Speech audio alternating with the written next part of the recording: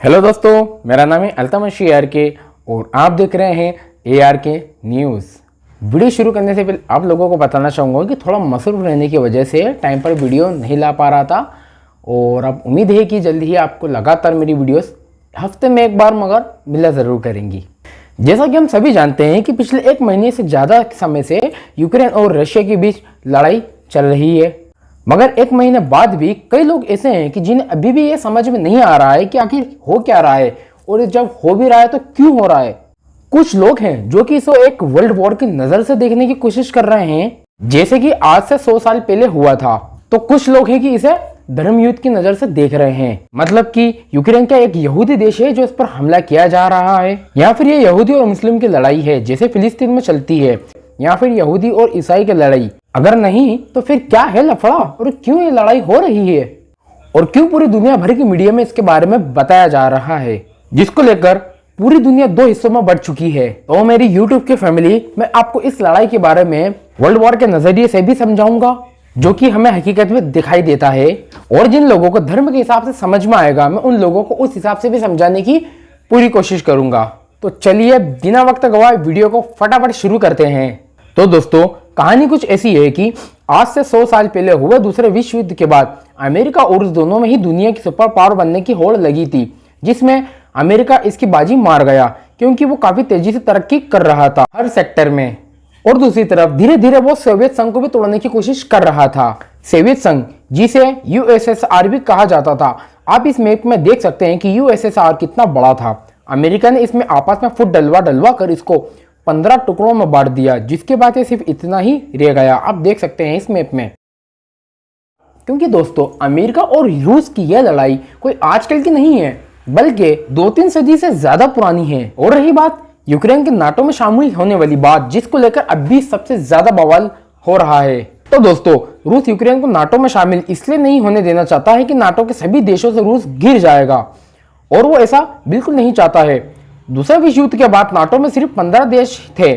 अब धीरे धीरे करके अमेरिका और ब्रिटेन ने इसमें टोटल 30 देशों को शामिल कर लिया है। यह नाटो, जिसका पूरा नाम नॉर्थ अटलांटिक ट्रीटी ऑर्गेनाइजेशन है, इस ऑर्गेनाइजेशन के नियम कायदे कुछ ऐसे हैं कि अगर कोई भी नाटो के सदस्य देश पर हमला करेगा तो नाटो के पूरे 30 देश मिलकर उस पर हमला कर देंगे। इसमें शामिल होने वाले देश फ्रांस, ब्रिटेन, अमेरिका जैसे परमाणु हथियार वाले देश भी शामिल है, इसलिए कि दुनिया की कोई भी ताकत इनसे भिड़ने की हिम्मत नहीं करती है, और भिड़ जाए तो आप खुद सोच सकते हैं कि उस देश का क्या हाल होगा। अब आप लोग सोच रहे होंगे कि रूस तो नाटो समेत सभी यूरोपियन कंट्रियों को सरेआम धमकियां दे रहा है और उसका तो कोई कुछ बिगाड़ तक नहीं पा रहा है, और यहाँ तक कि वो घर में घुस कर हमले भी कर रहा है। वो चाहे तो एक सेकंड में जर्मनी, फ्रांस, इटली किसी भी देश में हमला कर सकता है, जैसा कि अभी हाल ही में पुतिन ने अपने सुखोई विमान को स्वीडन और नॉर्वे की एयर स्पेस में जाते हुए देखा गया है। तो दोस्तों, इसके पीछे एक बहुत सिंपल सा रीजन है, और वो वजह यह है कि रूस के पास मौजूद परमाणु हथियारों का जखीरा। दुनिया में सबसे ज्यादा और खतरनाक परमाणु बम अगर किसी के पास मौजूद है तो वो है रूस ही है। रूस के पास 6500 से ज्यादा परमाणु बम मौजूद हैं, जबकि USA के पास 5900 के आसपास और अमेरिका के 3 बम के बराबर रूस का 1 बम है। यहाँ तक कि फादर ऑफ ऑल बम भी रशिया के पास में ही है। अगर गलती से भी बाइडेन सरकार पीछे से ना होते हुए अगर सामने से हमला करती है तो व्लादिमीर पुतिन अमेरिका पर हमला करने में 1 मिनट भी नहीं सोचेगा, और रूस का जाएगा कुछ नहीं, उल्टा अमेरिका का ज्यादा नुकसान होगा, क्योंकि रूस की GDP $1.9 ट्रिलियन, यानी कि पूरी तरह से 2 ट्रिलियन भी नहीं है, और हमारे ही देश भारत की 3 ट्रिलियन होने वाली है। तो इससे अंदाजा लगा लो कि कितनी कम है हमसे, और दूसरी तरफ अमेरिका की 22 ट्रिलियन से ज्यादा बताई जाती है। USA काफी डेवलप्ड कंट्री है और वहां की आबादी भी 33 करोड़ प्लस है, जबकि रूस दुनिया का सबसे बड़ा देश है और जनसंख्या केवल 16 करोड़ है। इसलिए अगर देखा जाए तो यहाँ USA को ज्यादा नुकसान है रूस के मुकाबले। यहाँ तक कि नाटो के सारे देश मिलकर भी साथ आ जाए तो रूस के परमाणु हथियारों के आगे कोई नहीं टिक पाएगा। रूस के 100 परमाणु बम ही काफी हैं नाटो के 29 देशों को खत्म करने के लिए। रही बात अमेरिका की, तो अमेरिका को छोड़कर अब अगर धर्म की निगाह से हम इस लड़ाई को देखें तो मैं आपको लेकर चलता हूँ 1000 साल पीछे। अब हमें इसे ध्यान से समझना होगा। इधर खिलाफत उस्मानिया यानी ओटोमन एम्पायर कायम करने के बाद मुसलमान पूरी दुनिया को काफी तेजी से फतह करते जा रहे थे।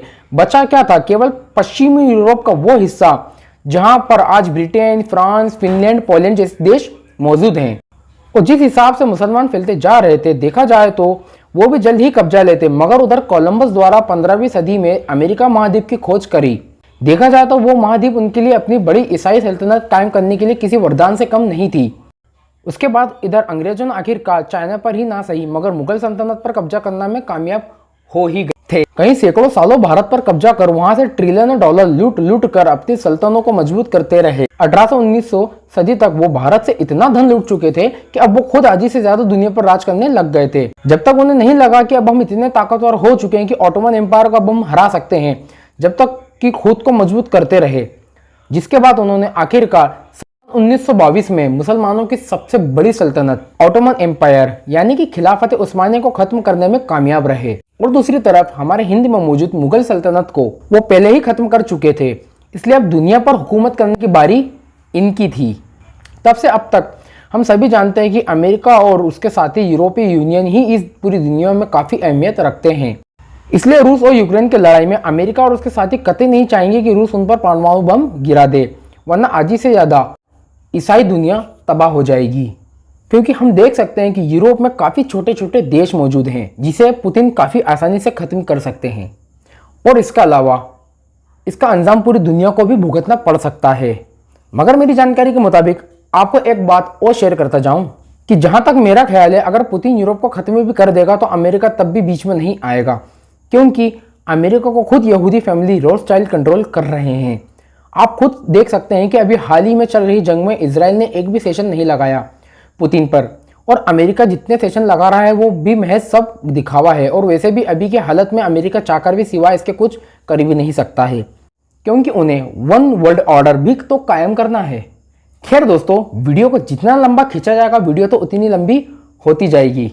यह मैंने आपको जो असल में दिखाई देता है वो भी बताया है, और जो कुछ भी दुनिया में पर्दे के पीछे होता है वो भी आपके सामने जाहिर कर दिया है। अगर वीडियो पसंद आया हो तो वीडियो को लाइक और चैनल को सब्सक्राइब करना बिल्कुल ना भूलें, ताकि मेरी आने वाली वीडियो आप तक आसानी से पहुंच सके।